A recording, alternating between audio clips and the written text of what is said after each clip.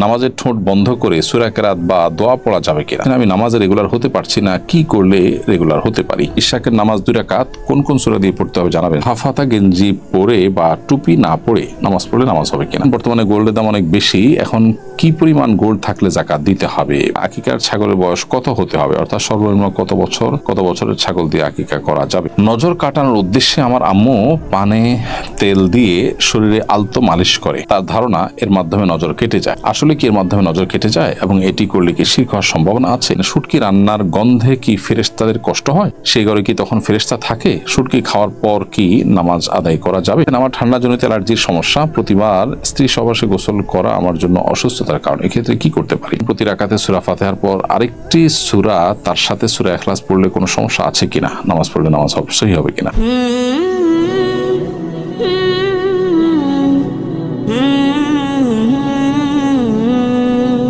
মিরান, আপনি লিখেছেন নামাজের ঠোঁট বন্ধ করে সূরা কেরাত বা দোয়া পড়া যাবে কিনা? উত্তর হল নামাজের ঠোঁট বন্ধ করে সূরা কেরাত দোয়া পড়লে হবে না, বরং আপনার ঠোঁট নড়তে হবে, জিহ্বা নড়তে হবে, কমপক্ষে আপনার মনে নীরবে বলতে যা বোঝায় অন্তত সেটুকু করতে হবে। আপনি ঠোঁট মুখ বন্ধ রেখে জিহ্বা বন্ধ রেখে শুধু মনে মনে বললেন, তো মনে মনে বললে সেটা আসলে কেরাত হিসাবে যথেষ্ট হবে না। হ্যাঁ, মনে মনে এমনিতে আপনি আল্লাহকে স্মরণ করলে সেটা সওয়াবের বিষয়, এটা ভিন্ন বিষয়, বাট নামাজের মধ্যে যেহেতু আপনাকে পাঠ করতে হবে, এই পাঠ শব্দটি আপনার খাটবে না ওই মনে মনে উচ্চারণ করার ক্ষেত্রে বা মনে মনে বলার ক্ষেত্রে, বরং মুখে উচ্চারণ করতে হবে এবং সেটার জন্য ঠোঁট জিহ্বা নাড়াতে হবে। ইসরাত জাহান চৌধুরী, আপনি লিখেছেন আমি নামাজে রেগুলার হতে পারছি না, কি করলে রেগুলার হতে পারি? আপনি শুধু না, অনেকে আছেন আমাদের সমাজে যারা নিজেদেরকে মুসলমান পরিচয় দেন অথচ তারা নামাজে নিয়মিত হতে পারছেন না।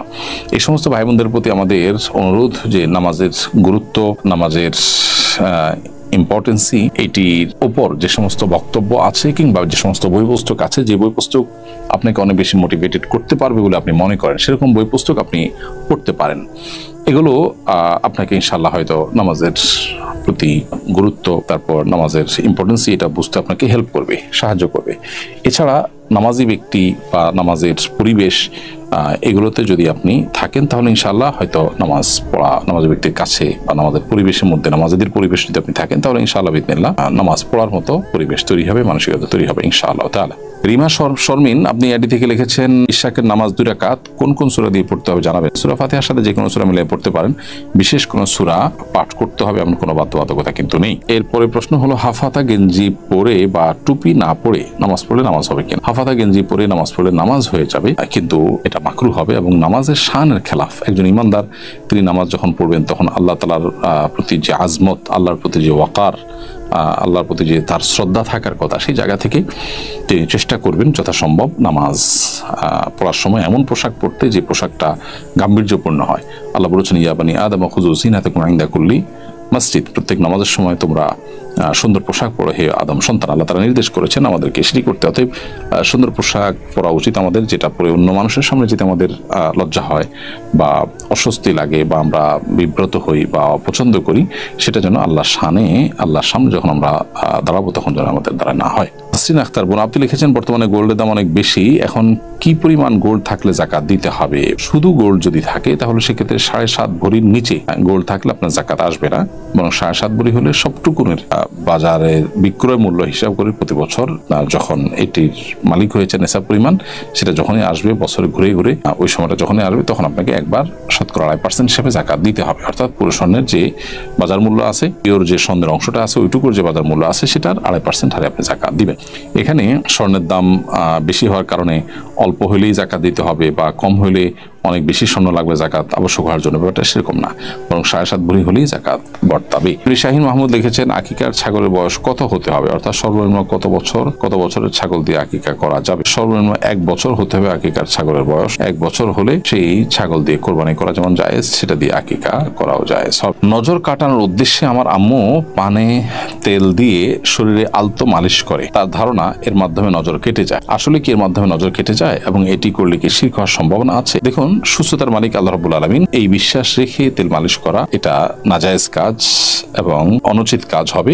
বিশেষ করে এই পদ্ধতিতে তেল মাখলে নজর কেটে যাবে, বদনজর লাগবে না, এরকম বিশ্বাস থেকে যদি করেন তো এটা ভুল বিশ্বাস। কারণ কোরআন হাদিসের আলোকে মানুষের বদনজর দূর করার জন্য এরকম কোন প্রক্রিয়া অবলম্বন করার কথা কোরআন হাদিসে কোথাও বলেন। অতএব এই কাজটি করা তার জন্য নাজায়েজ হবে। ইকবাল জাভেদ আপনি লিখেছেন, শুটকি রান্নার গন্ধে কি ফেরেশতাদের কষ্ট হয়? সেই ঘরে কি তখন ফেরেশতা থাকে? শুটকি খাওয়ার পর কি নামাজ আদায় করা যাবে? শুটকি বা দুর্গন্ধ আছে এরকম কোনো কিছু খেলে বা পান করলে তখন আর ফেরেশতা আসে না, এরকম কথা হাদিসের আলোকে প্রমাণিত নয়। ফেরেশতা ঘরে ঢুকেন এমন কোনো কথা নেই। তবে হ্যাঁ, এটা ঠিক নবী সাল্লাল্লাহু আলাইহি ওয়াসাল্লাম বলেছেন, মানুষ যেটার কারণে কষ্ট পায় ফেরেশতারাও সেটার কারণে কষ্ট পায়। অতএব মানুষ যে দুর্গন্ধর কারণে কষ্ট পায় ঠিক একই ভাবে ফেরেশতারাও কিন্তু দুর্গন্ধের কারণে কষ্ট পান।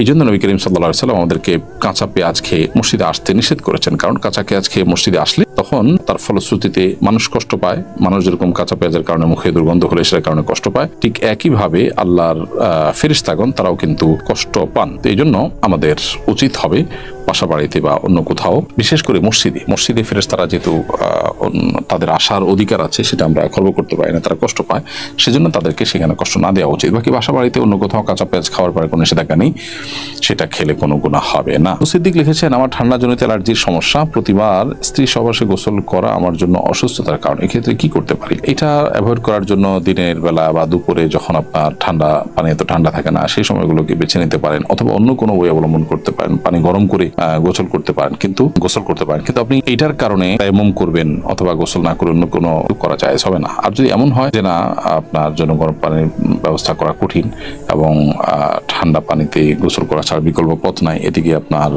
নিজের চরিত্র হেফাজতের জন্য প্রয়োজন, তাহলে সেক্ষেত্রে আপনি অবশ্যই তায়াম্মুম করতে পারবেন।